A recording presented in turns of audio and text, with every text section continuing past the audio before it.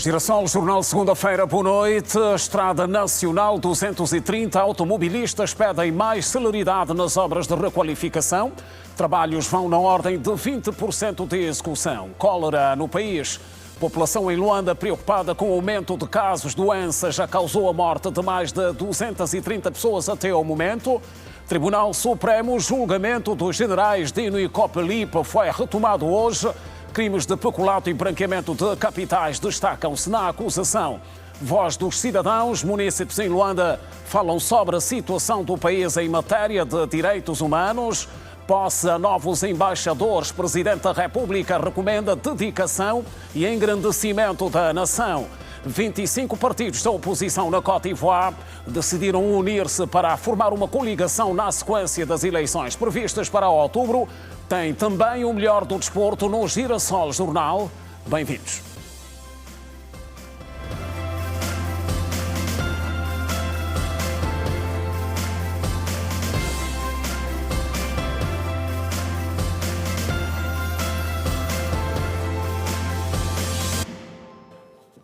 Outra vez, boa noite. Os automobilistas que circulam na Estrada Nacional 230, que liga às províncias da Lunda Norte, Lunda Sul, Malange e Kwanza Norte, pedem maior celeridade nas obras de requalificação da via.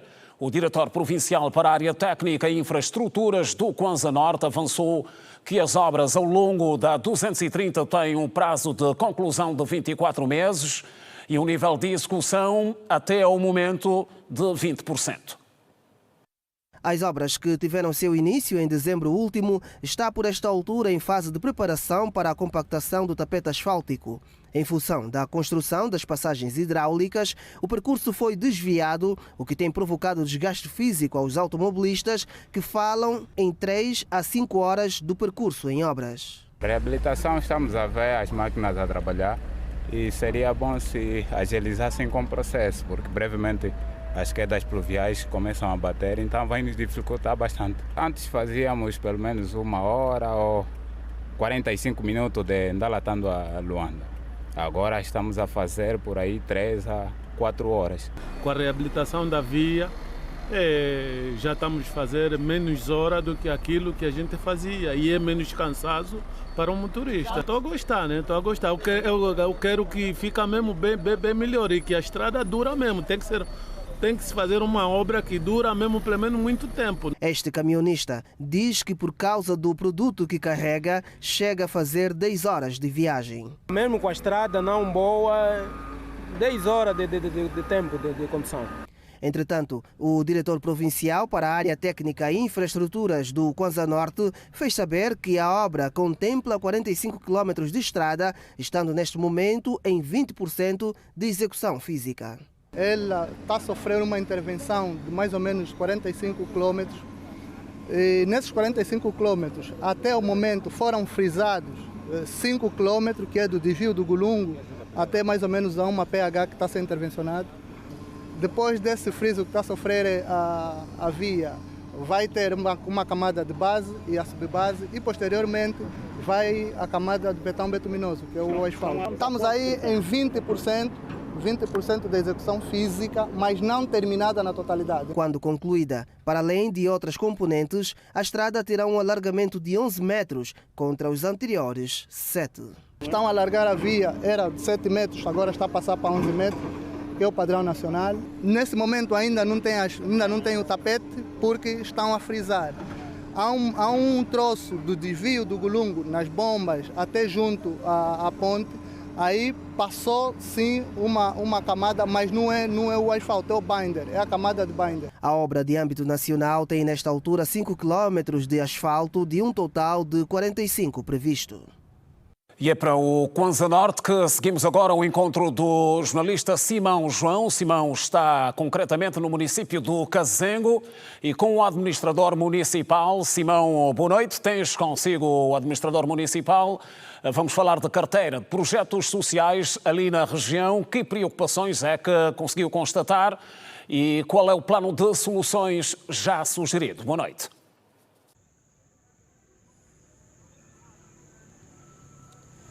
Boa noite, Simeão Mundula, e para quem nos acompanha a esta hora, respondemos efetivamente a partir do município do Kazengo, na província do Kwanza Norte, cidade de Ndalatando, que durante 8 dias vai então mostrar aquilo que são as suas potencialidades, e a Rede Girassol está aqui para acompanhar o desenvolvimento desta província, que vai de diversos setores como a saúde, a educação e também ainda a energia da rede pública, bem como a saúde. Vamos agora à conversa muito rapidamente com o administrador do município de Kazengo, Adilson Lopes. Muito boa noite, estamos em direto para a Rede Girassol.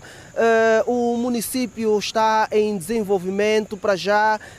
Quais os programas que têm sido implementados para que de facto chegue com a vida mais condigna para os munícipes aqui do Kazengo? O que é que tem sido, portanto, levado em execução a nível do Kazengo?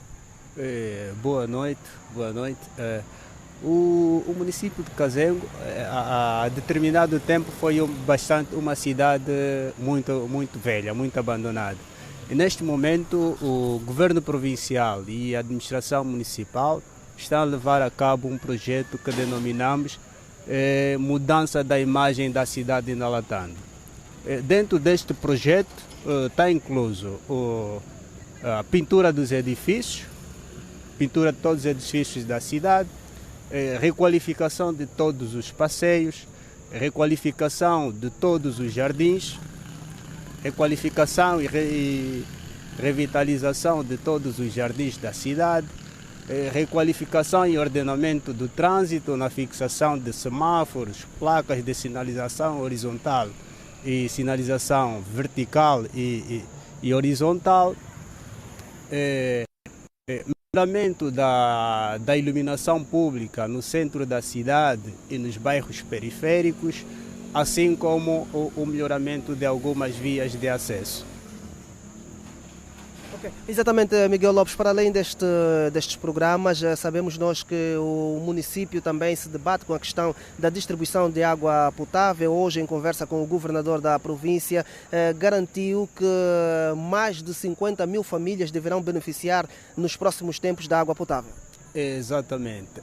Está em desenvolvimento agora um projeto que já está na fase final, que é o projeto de abastecimento de água à cidade de Ndalatando a partir do rio Lucala. Como dizia, está em fase final e dentro de dias começará a operacionalizar, entrará em operacionalização este projeto para melhorar as condições ou melhorar os níveis de abastecimento de água na cidade de Ndalatando. Muito obrigado, administrador. Não tem que. Então aqui as palavras do administrador do município de Kazengo, Adilson Lopes, e o programa que tem sido levado a cabo a nível do município de Kazengo, aqui na província do Kwanza Norte, onde vai ser radiografada nos próximos dias, ou seja, até a próxima segunda-feira, conhecer o Kwanza Norte por dentro. Simeão Mundula, este é o apontamento possível que levamos até os nossos telespectadores no Girassol Jornal. Obviamente vamos trazer outras incidências em torno deste conhecer Kwanza Norte por dentro em próximos serviços de informação. Miguel Lopes e ainda Simba Makwassa e Simão João, boa noite. Boa noite, Simão João, e que venham mais informações aí do Kwanza Norte. Continuamos a olhar para o resto da atualidade. O aumento de casos de cólera no país está a deixar a população preocupada em Luanda. Populares ouvidos pela nossa reportagem defendem mais rigor nas medidas que visam controlar o surto. Até o momento, mais de 230 pessoas morreram em todo o país devido à doença desde o início do surto em janeiro.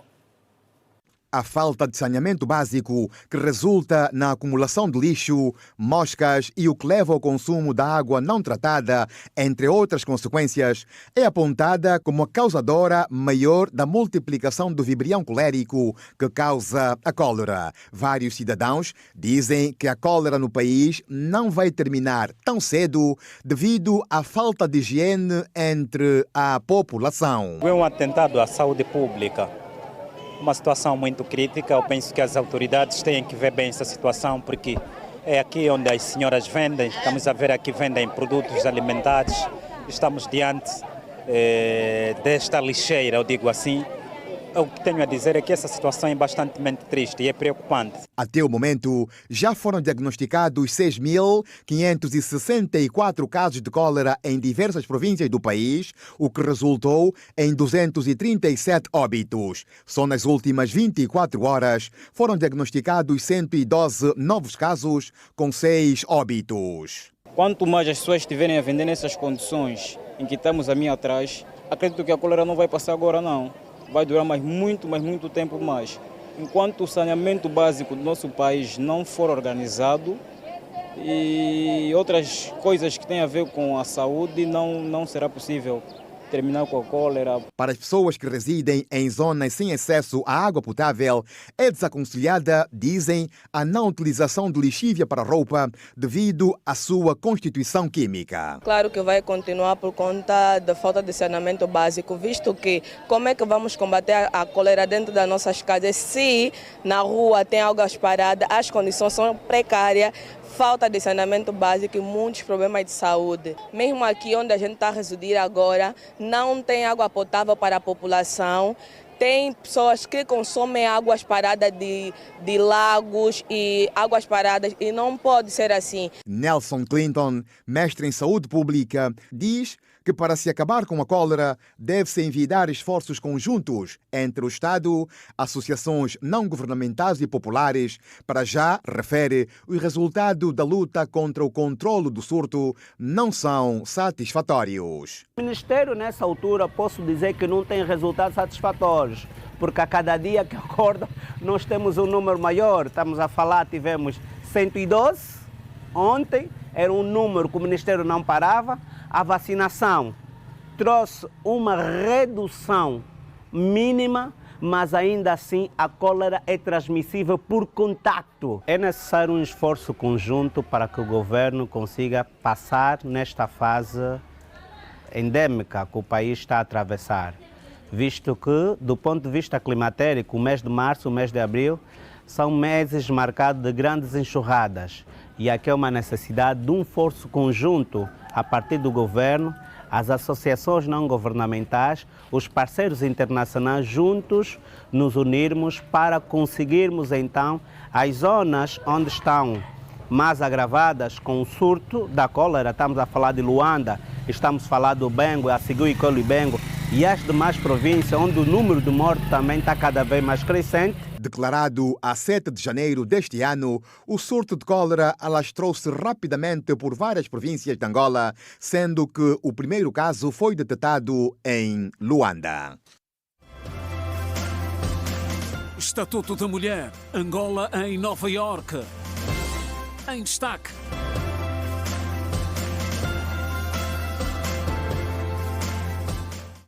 E é mais à frente, o Presidente da República, João Lourenço, conferiu posse na manhã desta segunda-feira aos embaixadores nomeados recentemente.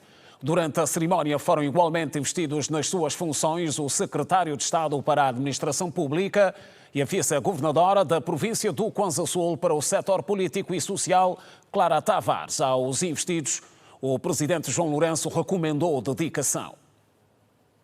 Tomaram posse na cerimónia que teve lugar no Salão Nobre da Cidade de Alta nesta segunda-feira, Agostinho Tavares da Silva Neto, como embaixador extraordinário e plenipotenciário da República de Angola na República de Cabo Verde, Evaristo Malheiros Dias da Silva, como representante permanente da República de Angola junto da Comunidade dos Países de Língua Portuguesa, Josefa Lionel Correia Sacou, como embaixadora extraordinária e plenipotenciária da República de Angola na República da Itália, e Margarida Rosa da Silva Exata, como embaixadora extraordinária e plenipotenciária da República de Angola na República da Hungria. Continuidade do trabalho já em curso e o reforço da cooperação entre Angola e os países onde foram confiadas as missões estão entre as prioridades dos diplomatas ora impulsados. O que eu penso é trabalhar no sentido de reforçar essas relações. Sabe que as relações entre Angola e Cabo Verde são históricas, de longa data e são excelentes. Portanto, vamos explorar bem isso, os pontos fortes de Cabo Verde, principalmente no domínio, se calhar, da saúde, da educação, do desporto, da cultura, sem deixar para trás, naturalmente, a cooperação a nível institucional. Para mim é uma continuidade daquilo que eu fiz na União Africana. Eu sou agrônoma de profissão e nós temos as 3 agências das Nações Unidas, que é a FAO, o FIDA e o PAM, que estão lá onde vou ser representante, e para nós, como Angola, é uma mais-valia.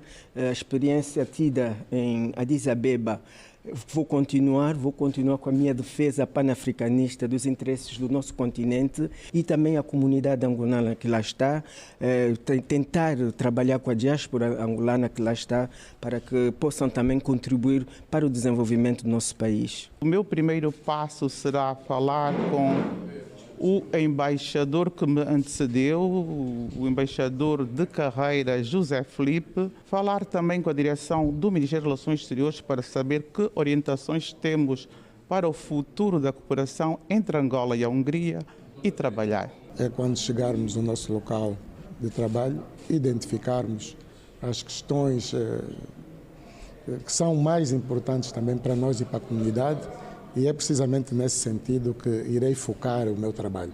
Além dos diplomatas, o Presidente da República também conferiu posse ao Secretário de Estado para a Administração Pública, Domingos da Silva Filipe, bem como a Vice-Governadora do Kwanza Sul para o setor político e social, Clara Vieira Tavares. Aos empossados, o Presidente da República, João Lourenço, recomendou rigor e agilidade para melhorar ainda mais as relações diplomáticas.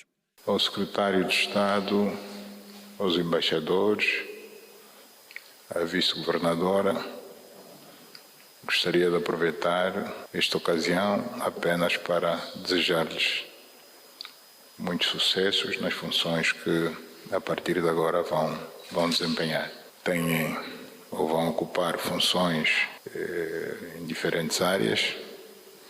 O importante é agradecer o nosso país ali onde vocês estiverem, quer aqui dentro do país, no caso do secretário de Estado, da vice-governadora, como fora do país, no caso dos nossos embaixadores. Portanto, votos de muito sucesso.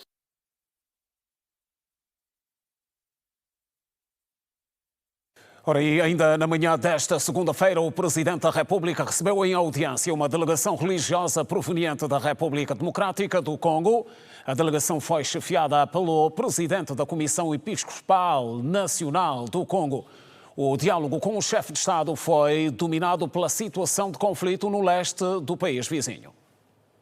A delegação do clero da República Democrática do Congo, recebida esta segunda-feira em audiência no Palácio da Cidade Alta pelo Presidente da República, João Lourenço, foi chefiada pelo Presidente da Conferência Episcopal Nacional do Congo, SENCO, Monsenhor Fulgence Muteba. À saída da audiência, o porta-voz da delegação, Reverendo Erin Senga, disse aos jornalistas que o encontro surge da necessidade de beber de Angola toda a experiência na resolução de conflitos, uma vez que a RDC vive no momento um clima de tensão. L'Angola a accompagné la RDC à beaucoup d'étapes difficiles de son histoire. Angola passou quase a uma situação praticamente similar à nossa, que estamos a passar agora, razão pela qual viemos beber das expertises dos angolanos de como chegaram a pôr termo a essa situação. E Sua Excelência o Presidente João Manuel Gonçalves Lourenço é uma pessoa muito prendada com habilidades que está a saber conduzir esses processos, e nós sairmos aqui a ganhar pelas experiências daquilo que nós sabemos da sua condução. E Angola sempre esteve ao lado da RDC durante vários momentos difíceis do nosso percurso histórico, e nós beneficiamos sempre da fraternidade, da irmandade do povo angolano, e é por isso que sempre quando necessário devemos de facto contar com a ajuda dos nossos irmãos, que sabemos que têm uma amizade sincera para com a RDC.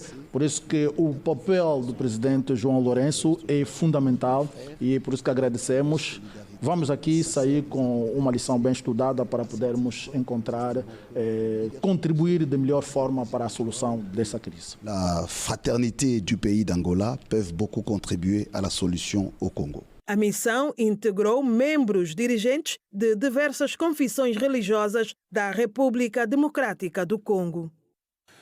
E olhamos agora para a principal matéria-prima do país, que continua em performance baixa nos principais mercados internacionais. O preço do barril de Brent, principal referência para as exportações angolanas, abriu a semana a oscilar entre os 69 e os 70 dólares, na linha de risco, tendo em conta o preço de referência do Orçamento Geral do Estado.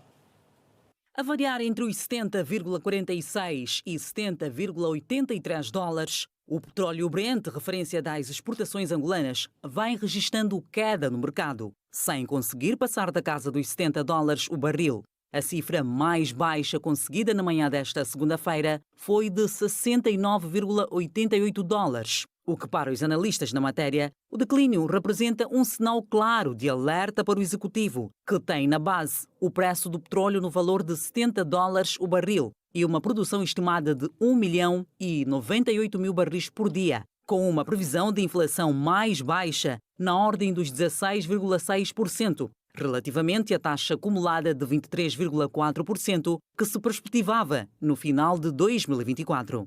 A queda é justificada, por outro lado, pela falta de um acordo entre a Rússia e a Ucrânia, fato que aumenta os receios de que um acordo para pôr fim à guerra de 3 anos seja alcançado sem o envolvimento de Kiev. Na semana, o Brent caiu 3,8%, sua maior queda semanal desde a semana 11 de novembro. Já o WTI terminou em declínio de 3,9%, sua maior queda semanal desde a semana 21 de janeiro.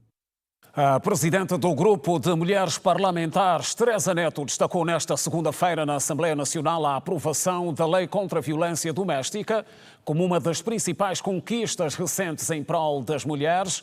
Na sua intervenção, a líder parlamentar defendeu a necessidade de se continuar a advocacia para que o orçamento do país contemple de forma mais ampla os interesses das mulheres.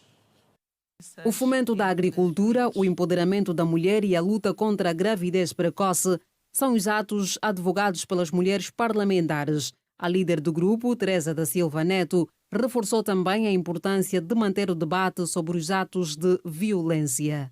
Precisamos falar da violência, tanto homens quanto mulheres. Os homens são os nossos parceiros, não é? Que também vão advogar, e nos meios onde estiverem entre homens só precisam falar sobre isso. E as mulheres precisamos também nos conscientizar, a começar da própria educação que demos nos nossos filhos, a educação como nos relacionamos nas nossas casas, com todas as pessoas com as quais nós temos contato. Teresa Neto falava à margem da reunião conjunta coordenada pela 5ª Comissão, destinada à apreciação, discussão e votação dos relatórios de execução orçamental, financeira e contas da Assembleia Nacional referentes aos exercícios 2020, 21, 22 e 2023. A referida atividade foi suspensa por dificuldades na análise dos documentos, uma vez que os deputados apontaram insuficiência de dados e falta de acesso prévio aos relatórios. Sentimos, de facto, as coisas aqui não foram devidamente, não estou a falar na gestão concreta, mas naquilo que é a informação que temos aqui, remete-nos, de facto, a termos muita dúvida para poder aprovar isso. Se for possível, nós em consenso todos aqui, independentemente aqui dos grupos parlamentares, que tenhamos essa consciência de pedirmos, não é, para revermos isso. Portanto, o documento paramos aqui para que de facto seja melhorado e marcamos uma outra data para podermos minuciosamente vermos o que é que está, o que é que não está. Porque em condições que estão, sinceramente eu aconselho mesmo paramos com esse documento para a melhoria. De acordo com estes, as comissões especializadas não receberam os documentos necessários para a apreciação dos relatórios, o que inviabilizou a tomada de decisão.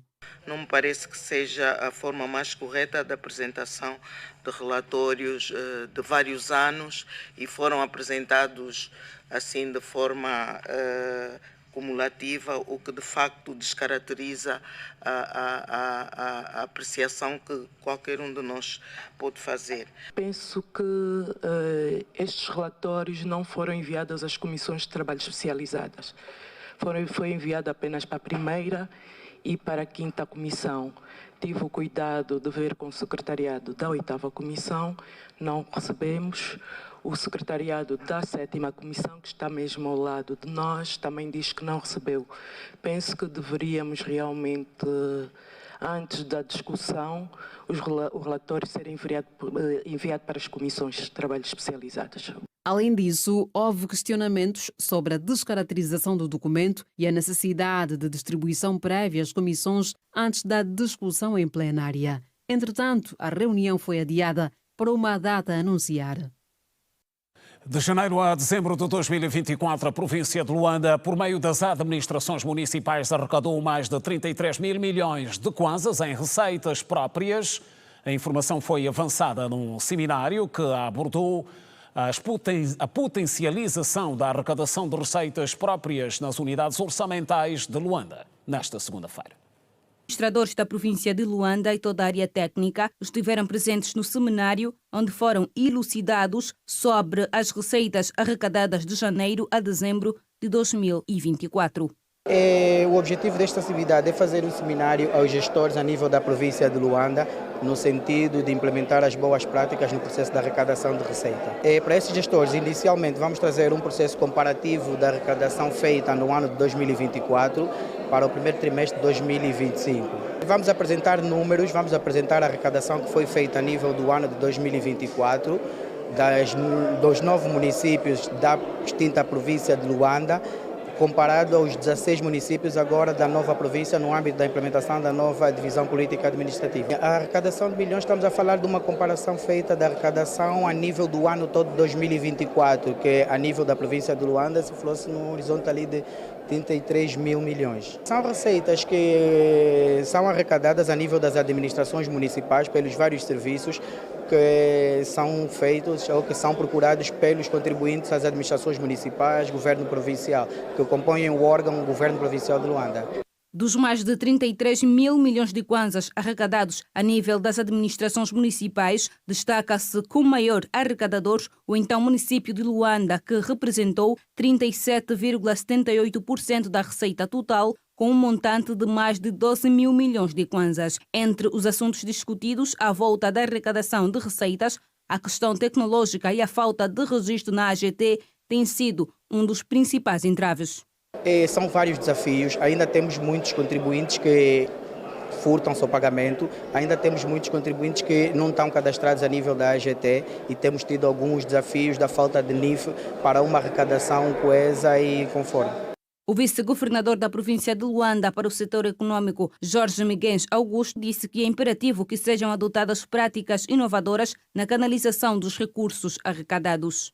Potencializar a receita é um desafio de todos nós, reflete necessariamente a necessidade urgente de adotarmos práticas e medidas mais eficientes e inovadoras para garantir que os recursos a arrecadar sejam cada vez maior e eficazes na sua canalização para o desenvolvimento das nossas comunidades. De janeiro a dezembro de 2024, a província de Luanda, por meio das administrações municipais, arrecadou mais de 33 mil milhões de kwanzas em receitas próprias. O Tribunal Supremo retomou hoje o julgamento do processo número 38/2022, em que são arguidos os generais Manuel Hélder Vieira Dias Copelipa e Leopoldino Fragoso do Nascimento. As duas altas patentes militares estão acusadas dos crimes de peculato, branqueamento de capitais, associação criminosa e outros. O processo conta com 38 declarantes e testemunhas. A sessão foi inaugurada com uma ligeira troca de mimos entre a defesa, a juíza da causa e o Ministério Público. Tudo começou quando o advogado Bangula Kemba manifestou a intenção de a defesa apresentar questões prévias antes da leitura da acusação por parte do Ministério Público. O pedido foi negado pela veneranda juíza Anabela Valente, ação que abriu espaço para uma troca de posicionamentos entre as partes. Da palavra a defesa do arguido Leopoldino Fragoso do Nascimento para apresentar questões prévias. Os ilustres mandatários judiciais poderão evocar as questões prévias que tenham. E tem sido essa a praxe. Primeiro é a leitura da acusação. O entendimento é diferente ao do ilustre advogado. Portanto, o que consta do 387 é que a leitura das peças antecede às questões prévias. 387 do Código de Processo Penal. O 387, na sua redação, diz justamente isso. Realizados os atos a que se referem os artigos anteriores, estamos a falar de 385, 386, o juiz que presida o julgamento ordena que sejam retiradas. Ou seja, nós temos aqui, na sequência, a apresentação das questões prévias, primeiro, segundo, a leitura das peças principais, terceiro, a retirada para início de produção de prova. E creio que a prática, quer dizer, não só de lei, mas a própria prática ordena que assim seja. Ultrapassada a troca de mimos, eis que a juíza deu a palavra aos representantes do Ministério Público que formalmente apresentaram a acusação de todos os arguidos do processo, nomeadamente os generais Manuel Hélder Vieira Dias Júnior Copelipa e Leopoldino Fragoso do Nascimento Dino. Ainda fazem parte do processo, como arguidos, Fernando Gomes dos Santos, o cidadão chinês Yu Haiming e as empresas China International Fund, Plasmart International Limited e Hatter Haig International Limited. Ao que se sabe, os generais Manuel Hélder Vieira Dias Júnior Copelipa e Leopoldino Fragoso do Nascimento Dino estão a ser julgados no processo 38/2022, em que está envolvido o grupo empresarial China International Fund, Angola, que investiu um total de 791.607.291 dólares no país de 2008 a 2017, de acordo com os autos do processo.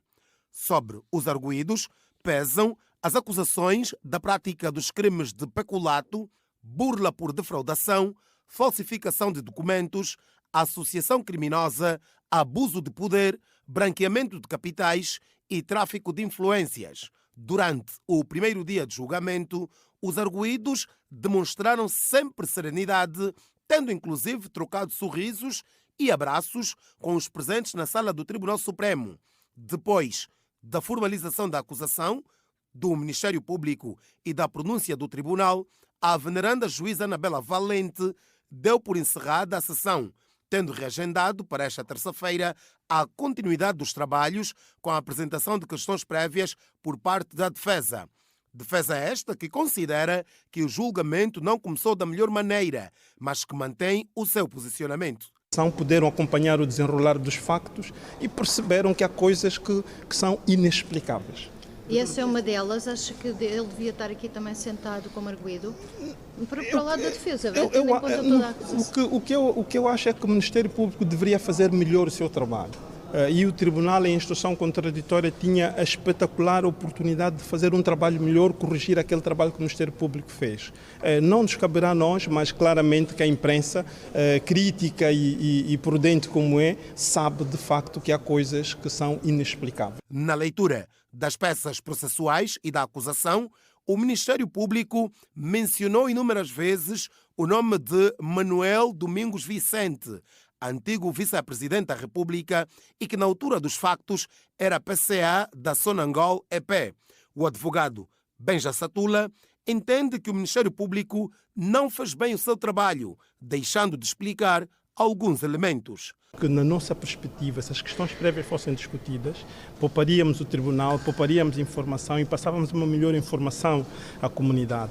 Não aconteceu por razões estranhas, estiveram na sala, perceberam isto, não aconteceu por razões estranhas, porque de facto nunca vi, em toda a experiência que tenho, que a leitura das peças principais seja feita antes de serem discutidas questões prévias que podem implicar nulidades para questões fundamentais que estão no processo.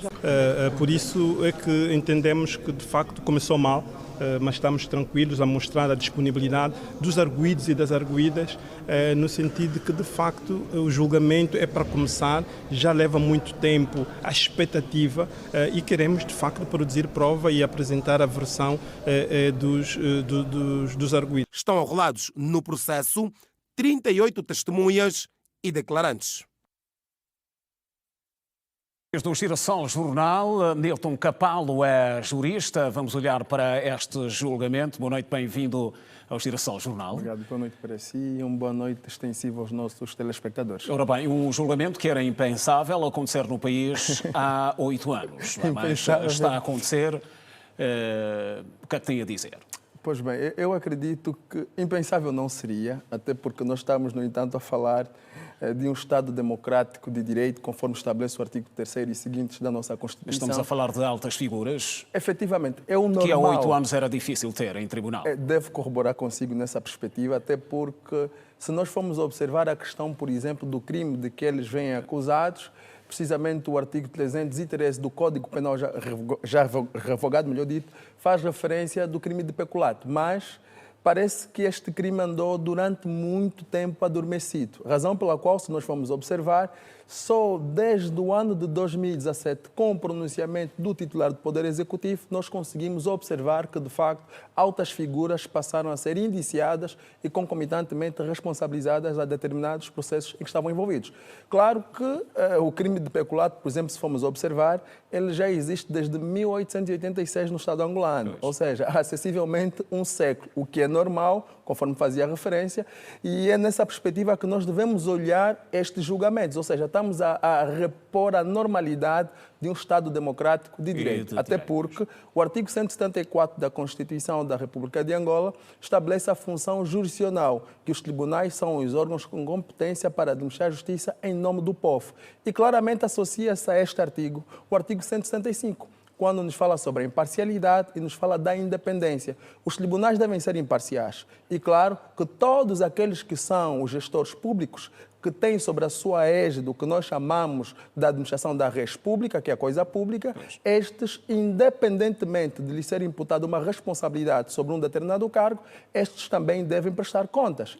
E é o normal, conforme fazia referência. Até porque sabemos que a nossa Constituição já estabelece a responsabilidade do Estado e de outras pessoas coletivas públicas, artigo 75. Isto porquê?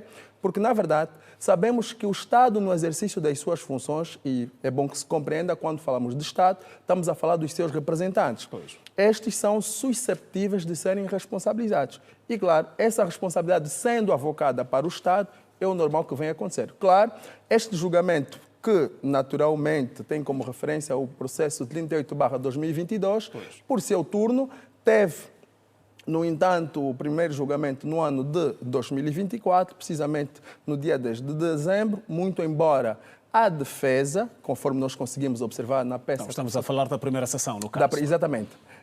Solicitou adiamento e até porque a questão do adiamento estava muito associada ao facto de que o despacho de pronúncia, que foi, no entanto, proferido contra os arguidos, supostamente não estava em conformidade. Isto porque este despacho de pronúncia vem acrescentar novos factos ou elementos probatórios que, noutra hora, na acusação não era feito referência. Até porque, em sede do princípio da ampla defesa, não podem, em circunstância alguma, existir surpresas. Surpresas estas conforme nós estamos a verificar. Porque, na verdade, se determinada pessoa vai se defender, ele deve estar ciente sobre os factos que pesam sobre si. Ou seja, o julgamento retoma numa altura em que se pode acreditar que está melhor preparado? Talvez sim, talvez sim, talvez não, porque nós olhamos aqui um aspecto muito importante. A defesa reclama o facto de ser imputado... Como é que este tempo pode influenciar nos possíveis resultados do Pois bem, deste julgamento? Eu explico. Vamos olhar, por exemplo, o crime de abuso de poder. O crime de abuso de poder só foi implementado com o advento do Código Penal em vigor, isto de 2021. E se nós observarmos o artigo 374, esse vem fazer referência a que determinado ente público que no exercício das suas funções procurar obter alguma vantagem, algum benefício próprio, este pode ser responsabilizado por este crime de abuso de poder. E claro, Na acusação pública, conforme estabelece o artigo 328 da Constituição, não diria, mas corrigindo aqui do Código de Processo Penal, vem fazer menção, naturalmente, que estes factos não são relevantes. Agora, como é possível existirem esses elementos? E aqui um outro aspecto. A defesa também, no seu requerimento, em que interpõe o recurso, muito embora o artigo 354, precisamente do Código de Processo Penal, é claro que sobre o despacho de pronúncia não daria lugar, em momento algum, de um recurso. Isto porque, olhando a questão de nulidade, e essa é a discussão que nós conseguimos observar, por quê? Porque o artigo 387 do Código de Processo Penal estabelece as questões prévias. E o que é que vão ser as questões prévias? Todas aquelas nulidades, irregularidades que são susceptíveis de serem sanadas, pode ser feito em sede de questões prévias. Ora bem, e assim está tudo ainda a começar, ou seja, retomou apenas hoje o julgamento, mas vamos olhar para o significado que se pode atribuir a este julgamento, que, como já disse no início, há 8 anos era quase que impossível. Exatamente, mas tem a acontecer. Duas grandes figuras em tribunal, o que é que isto pode representar para um país como o nosso? Bem, como um país... Que é juridicamente, ou seja, a nível de funcionamento de justiça, visto como é, não é? Olha, sendo telegráfico, esta é uma mais-valia. Mais-valia por quê? Estamos aqui a passar a mensagem a todo e qualquer cidadão e ao mundo afora de que nós, todo e qualquer cidadão que estiver implicado com a justiça e tiver a seu cargo certas responsabilidades, este deve ter não só a questão da idoneidade, mas deve pensar que sobre si tem responsabilidades acrescidas e que, em caso deste desviar o compromisso com o Estado, com a nação angolana e com os cidadãos angolanos, naturalmente lhe vai ser imputada a responsabilidade. Disse muito bem, há 8 anos era impensável. Hoje parece que não. Já conseguimos perceber que há um espírito que paira em sede das instituições públicas, que quem não trabalhar como deve ser, a qualquer momento, a mão pesada da justiça vai recair sobre si. O que até certo ponto é bom. Como é que é possível, em meio a este contexto, julgar-se, por exemplo, a justiça de um país que leva a tribunal figuras como estes generais? E estamos a falar de... Já tivemos o caso do ministro, aliás, de várias Augusto Tomás, efetivamente. Vamos assim dizer que... Como é que se pode julgar uma justiça de um país assim? Bem, é uma justiça corajosa, até certo ponto, porque estamos a falar de pessoas que durante muito tempo detiveram, não só detiveram, como têm algum poder e influência sobre o Estado angolano. Estamos a falar de pessoas que ficaram à frente dos interesses do país há mais de 30 a 40 anos e que, naturalmente, conforme fazia referência, era impensável e hoje por hoje estamos a passar a lição, e muito bem passada, que todo e qualquer cidadão que enveredar por caminho errôneo, este vai ter as devidas sanções. E ademais, precisamos compreender que aquilo que se adquire com base nas receitas e nos investimentos que o Estado vai arrecadando, esta tem que ser para benefício de todos. Portanto, estamos a falar em sanções que só devem acontecer no caso de prova de tribunal. Efetivamente, o artigo 145, nos diz que a prova tem como finalidade predeterminar a existência do cometimento de um crime ou não. Muito embora o artigo 147 nos fala sobre a livre apreciação das provas. O juiz, nesse caso a juíza da causa, como juíza presidente, esta, por seu turno, a veneranda juíza, vai, no entanto, com base nas provas que lhe vão ser apresentadas, predeterminar se existe sim ou não os crimes nos quais os arguidos vêm indiciados. Atenção, que há aqui um elemento muito importante, que faz referência a quando da celebração de certos contratos pelo general, por exemplo, Dino, conforme é carinhosamente chamado, este, por seu turno, já não exercia nenhuma função que demonstrasse alguma correlação com o Estado. Já aproveitando, estamos a falar de duas figuras que têm bens arrestados. Efetivamente. Arrestados. Como é que se pode associar esse facto no caso de condenação, por exemplo? Acha que isso pode aliviar até certo ponto as penas? Bem, aliviar o facto de as duas figuras terem bens arrestados. Perfeito. Não podemos esquecer que, com base numa negociação ou num denominador comum, estas entidades entenderam de livre e espontânea vontade ceder ao Estado. Ou seja, se de facto existe aqui algum elemento naturalmente nós vamos dispor, vamos permitir com que o tribunal leve a cabo todas as diligências necessárias e se predeterminar que, de facto, estes bens foram arrolados ou adquiridos de forma ilícita, naturalmente que esses vão ter a perda a favor do Estado. Pois. Até porque foi implementado desde 2017 para 2018 aquele que é, de facto, o combate à corrupção. E foi estabelecido várias políticas que visam a recuperação de ativos e de passivos que, de facto, estavam sobre a égide de determinados funcionários públicos ou de gestores públicos. E, claro, olhando nesta perspectiva, se ficar comprovado que esses bens foram adquiridos de forma ilícita, esses bens vão ser perdidos a favor do Estado. Agora, em caso de não for comprovado, esses bens vão, precisamente, no entanto, ir restituídos para estes mesmos arguidos, ou supostamente. Porque o que é que nós estamos aqui a denotar? Não se pode... E como é que se explica o facto de alguns desses bens já estarem a ser usados, por exemplo? Essa é a grande questão, porque nós tivemos aqui uma situação com o advento do decreto presidencial 69/21, permitia com que certos bens que fossem arrestados visassem ser distribuídos para determinados órgãos da administração. Ou seja, fala-se da comparticipação de 10% desses bens que eram arrecadados. Pois. E é nesta ordem de ideia que muitos bens já foram para a esfera do Estado e esse, por seu turno, acabou privatizando esses bens ou cedendo para quem poderia dar seguimento. Muito embora, são questões que ainda estão por se apurar. Pese embora também não podemos esquecer que alguns atos, houveram alguns excessos, devemos considerar, mas é preciso que também vamos dosear para que depois, se for provado que os mesmos não praticaram tais atos, vai-se merecer aqui não só um pedido de desculpa, como também indemnização. Porque, atenção, o Estado é responsável pelos seus atos. Ora bem, uma questão de aguardar. Pelo desfecho do julgamento, né? Muita água ainda vai. Exatamente. Vai passar por baixo dessa ainda ponte. praticamente a acontecer. Mas agora, antes de terminar a nossa conversa, gostaria que olhasse para aqueles que devem ser os desafios do novo ano judicial. Acabou de ser aberto. Efetivamente. E este julgamento marca exatamente este novo ano. É um bom aberto. sinal, ou seja, estamos a começar bem.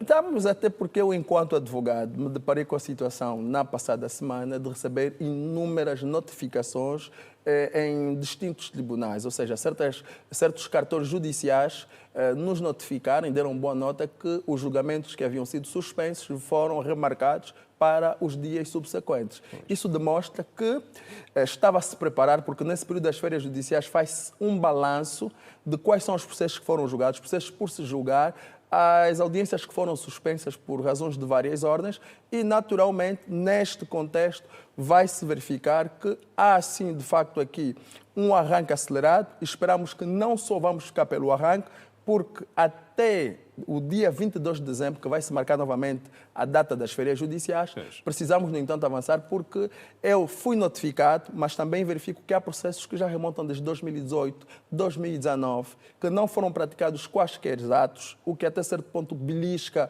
a normal administração da justiça, e os efeitos úteis que se pretende também perde-se com o tempo. Há arguidos ou pessoas implicadas com a justiça devido à letargia, já nem se encontram no país e teríamos dificuldade de, por exemplo, endereçar cartas rogatórias ou cartas precatórias onde estas pessoas se encontram, o que até certo ponto não permitiria com que os tribunais julgassem com todas as condições necessárias, porque os implicados devem ser imputados à responsabilidade. E é só nós olharmos que esse processo dos generais estamos a acompanhar é desde 2022, mas só agora, em 2025, é que nós temos o normal andamento. E como este, há outros julgamentos que precisam ser acelerados. O ano judicial também está apenas a começar. Efetivamente. Vamos aguardar os desenvolvimentos. Nilton Capalo, agradecemos por ter vindo ao Investigação Jornal. Exato. E até, claramente, uma próxima oportunidade. Com certeza. Estamos juntos e a continuação de bom trabalho. Ora, o Tribunal de Comarca Provincial do Ambo iniciou hoje a sessão de julgamento dos 6 cidadãos nacionais acusados de tentativa de terrorismo durante a visita do antigo presidente dos Estados Unidos da América, Joe Biden, a Angola. Os 6 arguidos foram envolvidos no processo 109/225 nos crimes de organização terrorista e associação criminosa. A sessão de julgamento está a decorrer nas instalações da comarca de Menores, no bairro do Cambiote, arredores da cidade do Ambo. O julgamento está a ser orientado pelo juiz presidente da causa, portanto é Cipriano Catito Chivinda Leonardo, pelos juízes assessores Bruno Eduardo Ferreira e Sebastião Sambuta. Também hoje foi lida a acusação pelo representante do Ministério Público. E 453 todos do Código de Processo Penal deduz acusação e requer julgamento com intervenção do Tribunal Coletivo contra os arguidos. Primeiro, João Gabriel Delcino, também conhecido por Joel, casado, de 34 anos de idade, nascido a 11 de maio de 1990, filho de Gabriel Comandante e de Gertrudes Nassimba, natural do Bailundo, província do Ambo, residente no Ambo, Cidade Alta, Largo do Petro Atlético e Centralidade Halavala. Segundo, Domingos Gabriel Moecalha, também conhecido por Mano Mingo, solteiro de 46 anos de idade, nascido a 4 de fevereiro de 1978, filho de Gabriel Comandante e de Gertrudes Nassimba, natural do Bailundo, província do Ambo, residente no Ambo, bairro de Fátima. Terceiro, Crescenciano Capamba, também conhecido por Kelson, solteiro, de 42 anos de idade, nascido a 22 de julho de 1982, filho de Gabriel Comandante e de Gertrudes Nassimba, natural do Bailundo, província do Ambo, residente no Ambo, bairro Santo Antônio. Quarto, Arão Rufino Eduardo Calala, também conhecido por Amistoso, solteiro, de 39 anos de idade, nascido a 27 de dezembro de 1985, filho de Bartolomeu Calala e de Felícia Eduardo, natural do Ambo, província do Ambo, residente no Ambo, bairro Cacilhas. Quinto, Pedro João da Cunha, casado, de 43 anos de idade, nascido a 22 de junho de 1981, filho de Moisés Joaquim da Cunha e de Fernanda Joana, natural do Ambo, província do Ambo, residente no Ambo, Centralidade Faustino Muteca. Sexto, Adelino Camulombo Bacia, também conhecido por Bacia, solteiro de 38 anos de idade, agente da Polícia Nacional, nascido a 26 de fevereiro de 1986, filho de Jaime Bacia e de Inês Sapalo, natural do Ambo, província do Ambo, residente no Ambo, bairro Santo Antônio. Sétimo, Francisco Antônio Ngunga Nguli, também conhecido por Manfran, solteiro de 31 anos de idade, nascido a 25 de janeiro de 1993, filho de Daniel Nguli e de Vitorina Chilombo, natural de Mavinga, província do Quando Cubango, residente no Ambo, bairro Cavonga. Aos arguidos foram aplicadas a medida de coação pessoal de prisão preventiva. Os crimes imputados aos arguidos revestem-se de especial sensibilidade e complexidade, em função da qualidade de alguns arguidos, funcionários públicos, da própria repercussão pública do facto, o elevado valor e importância dos alvos identificados, bem como pela forma organizada em que prepararam as ações a que se propunham realizar, pelo que se promove a manutenção das medidas ora aplicadas. Estamos a informar o Girassol Jornal. Seguimos para o primeiro intervalo da noite. Voltamos. Até já.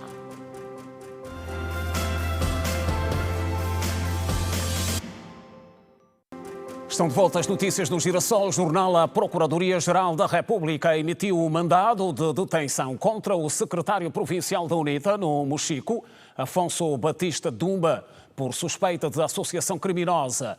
No mandado, a PGR autoriza qualquer oficial de justiça ou agente da autoridade pública a proceder à detenção e condução do acusado às celas do SIC Mochico. Afonso Batista Dumba desempenha as funções de secretário provincial da UNITA no Mochico desde 2022, quando sucedeu no cargo o político João Muzaza Caueza, agora deputado à Assembleia Nacional, eleito pelo Círculo Eleitoral do Mochico. A ministra da Ação Social, Família e Promoção da Mulher participa em Nova Iorque na 69ª sessão da Comissão sobre o Estatuto da Mulher, edição 2025. A governante angolana vai abordar no evento a Estratégia Nacional, baseada no programa do Executivo que visa a igualdade e equidade de género, assim como o combate à pobreza e inclusão social. que contou com a intervenção do secretário-geral das Nações Unidas. Este ano, a sessão da Comissão sobre o Estatuto da Mulher marca o 30º aniversário da 4ª Conferência Mundial sobre as Mulheres e a adoção da Declaração de Pequim e da Plataforma de Ação. Nesta segunda-feira foi adotada a Declaração Política, documento que vai revisar e avaliar a implementação da Declaração de Pequim e também da Plataforma de Ação, destacando os desafios atuais e as estratégias para avançar na igualdade de género e no empoderamento das mulheres. A reunião compreende 2 segmentos, o ministerial e o técnico. Durante a sua participação no segmento ministerial, a ministra Ana Paula de Sacramento Neto vai abordar a estratégia nacional que visa a igualdade e equidade de género, combate à pobreza e inclusão social, dentre outras ações em curso em Angola. Além da intervenção no debate geral, prevista para quarta-feira, a governante angolana vai participar em várias reuniões de alto nível, mesas redondas, encontros bilaterais com homólogos e representantes de organismos internacionais. Ana Paula de Sacramento Neto participa ainda na reunião dos ministros responsáveis para os assuntos do género da Comunidade de Desenvolvimento da África Austral, a SADC. A Comissão sobre o Estatuto da Mulher é a principal instância da Organização das Nações Unidas, criada pelo Conselho Económico e Social da ONU em 1946. É dedicada exclusivamente a promover a igualdade de género e o empoderamento das mulheres em todo o mundo. 25 partidos da oposição na Côte d'Ivoire decidiram unir-se para formar uma coligação com vista a apelar às reformas eleitorais. A decisão surge na perspectiva das eleições de outubro próximo. Confira a seguir o Compacto Internacional. Os 25 partidos pretendem pressionar o governo para que sejam feitas reformas eleitorais antes das eleições de outubro. No entanto, eles não apresentaram uma candidatura única.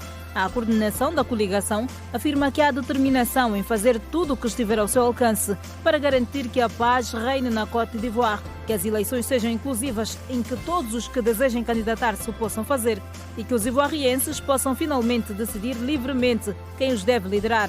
A coligação para a alternância pacífica da Côte d'Ivoire apela nomeadamente às autoridades para que organizem um diálogo político antes das eleições presidenciais de 25 de outubro, com vista a reformar a Comissão Eleitoral Independente, que consideram demasiado dependente do governo, e a rever os cadernos eleitorais. 4 candidatos foram aprovados para concorrer às eleições de abril próximo no Gabão, país que é liderado por uma junta militar que derrubou o antigo governo liderado por Ali Bongo. Um dos candidatos ao pleito é o atual chefe da junta militar, Brice Oligui Nguema, segundo a lista oficial publicada pelo governo neste domingo. Além das 4 candidaturas aprovadas, 19 outras foram rejeitadas.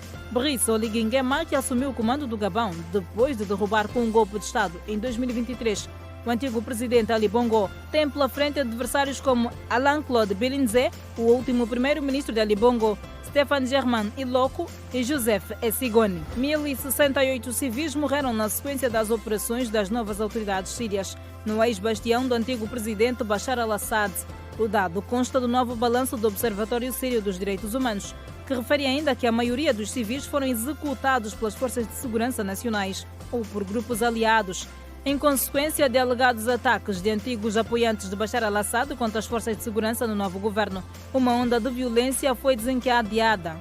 Em consequência de ataques de alegados antigos apoiantes de Bashar al-Assad contra as forças de segurança, uma onda de violência foi desencadeada na última quinta-feira. Em resposta, as autoridades lançaram operações de caça contra os apoiantes do chefe de Estado deposto.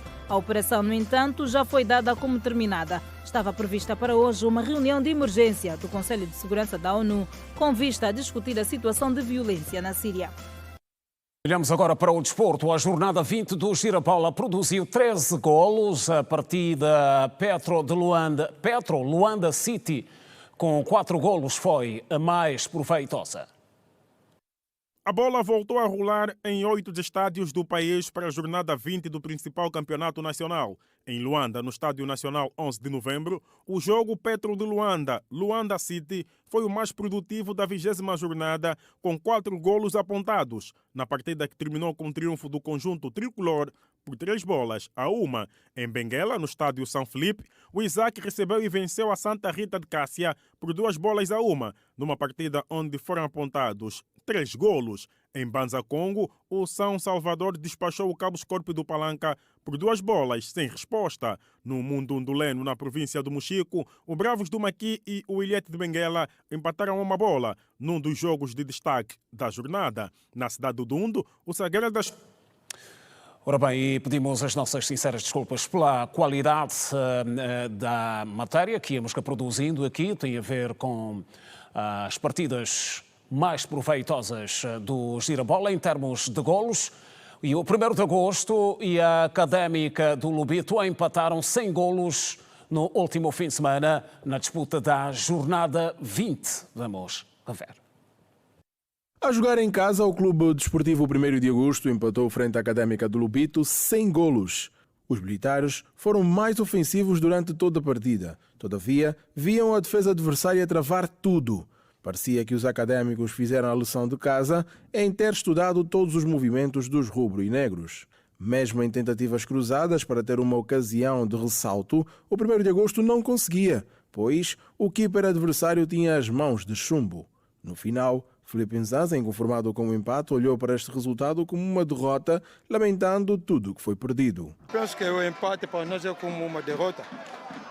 Pelo tudo que nós fizemos dentro do campo, criamos, a equipa jogou, durante 90 minutos, estava em cima do adversário, falhamos até o penalti. Eu penso que, talvez, ficamos sem palavras, porque a equipa jogou bem. Embora que diante de nós tinha uma boa equipa também do Académica, mas nós conseguimos controlar o jogo, conseguimos dominar o jogo, criamos várias oportunidades, só que não falhamos. Eu penso que para nós é como uma derrota, precisamos ganhar um jogo, não ganhamos. Vamos continuar a trabalhar. Penso que o futebol em si, o mais importante é que a equipa jogou e jogou bem. O resultado, penso que no futebol tem 3 resultados.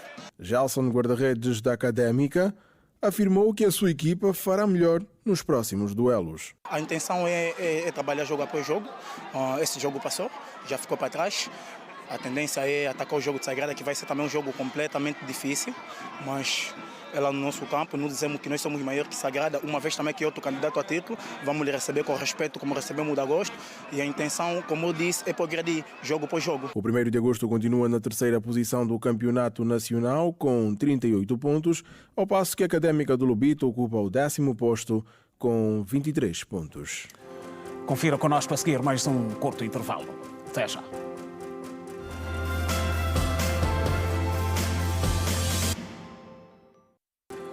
Já de volta, ponta final do Girassol Jornal, 600 jovens carentes do bairro da Mapunda, na cidade do Lubango, província da Huila, estão a beneficiar da formação técnico-profissional gratuita em vários cursos. O projeto, que teve início em janeiro, é fruto de uma parceria do Centro de Formação da Associação Jovens Movidos por Angola e o Fundo de Apoio Social através do programa Quenda, na vertente de inclusão produtiva.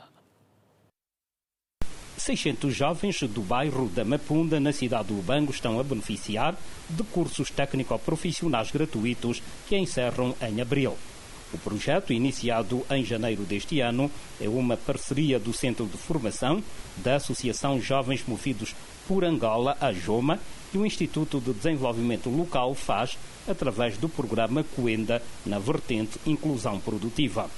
O diretor do centro, Paulo César, disse que o projeto visa dar formação técnica de qualidade aos jovens daquela zona e que enfrentam dificuldades financeiras. Dá formação a jovens desfavorecidos, em estado de vulnerabilidade.